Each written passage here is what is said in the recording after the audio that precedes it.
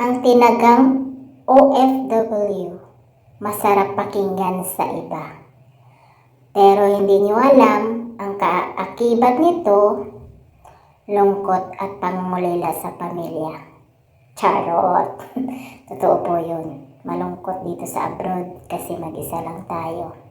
So by the way, ito, nagliligpitan naman ako sa kwarto ng amo kong lalaki kasi pinalitan ko na naman ng cover yung kama nila at saka mga punda yung unan para mabango na naman po siya.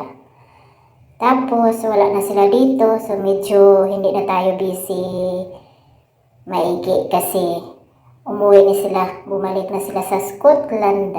So ayan, naglinis ako, naglaba ng mga cover sa niya, sa bed.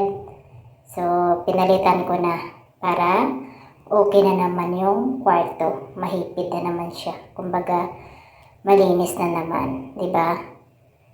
So medyo na si Lodi yung mga loads, pahinga din.